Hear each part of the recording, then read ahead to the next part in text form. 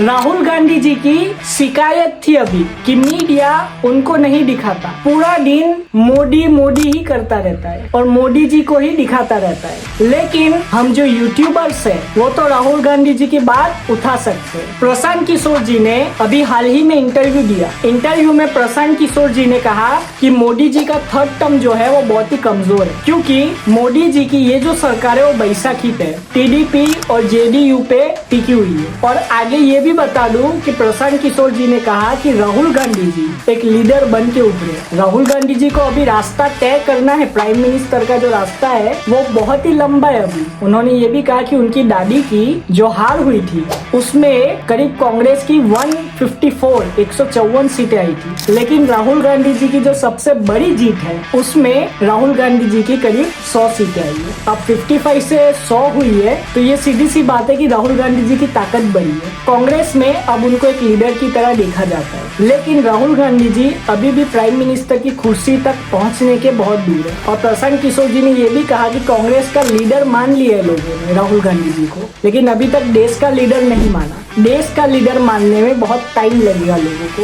आगे राहुल गांधी जी के लिए ये भी कहा प्रशांत किशोर जी ने कि आज मोदी जी के सामने जो सबसे स्ट्रॉन्ग फेस है वो राहुल गांधी जी का है। आगे प्रशांत किशोर जी ने कहा कि ये जो 2-2.5 साल में राज्यों के चुनाव आने वाले हैं वो ही बताएंगे कि बीजेपी सरकार टिका पाएगी या नहीं, क्योंकि उनके जो अलायंस है वो अभी तो कुछ नहीं करेंगे, लेकिन आगे जो चुनाव आने वाले हैं राज्यों के, अगर उसमें बीजेपी हार जाती है तो बीजेपी के जो अलायंस है वो शायद उनसे नाता तोड़ दे। इसलिए बीजेपी के लिए ये बहुत ही बड़ी अग्नि परीक्षा है कि आगे जितने भी आने वाले चुनाव है राज्यों के, उसमें ज्यादातर चुनाव बीजेपी को जीतने पड़ेंगे। और अगर कांग्रेस जीतती है वो चुनाव तो कांग्रेस मजबूत हो जाएगी। आगे ये भी कहा प्रशांत किशोर जी ने कि मोदी जी अब कमजोर हो चुके हैं, क्योंकि वो 10 साल तक उन्होंने बीजेपी की अकेले सरकार चलाई विदाउट एनी अलायंस। लेकिन अभी जो अलायंस के साथ वो सरकार चला रहे हैं उससे पता चलता है कि मोदी जी बहुत सारे फैसले जो है वो ले नहीं पा रहे। जैसे कि जेडीयू अभी बिहार में चुनाव आ रहा है 2025 में, बीजेपी का कोई नेता नहीं चाहता कि Nitish Kumar chief minister face बने, क्योंकि अगर Nitish Kumar chief minister face बनेंगे बिहार के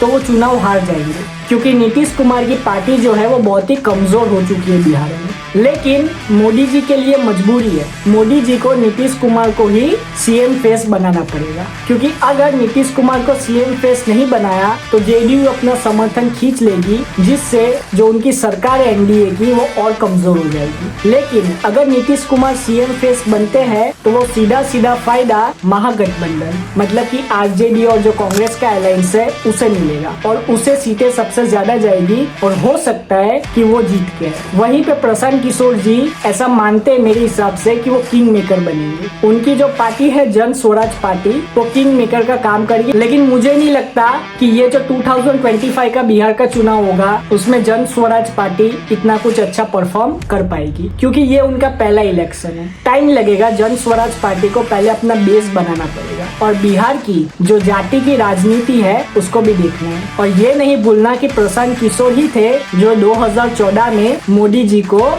सरकार में लेके आए थे और राहुल गांधी जी की इमेज को कमजोर किया था। आप अपनी राय कमेंट में जरूर बताएं। जय हिंद।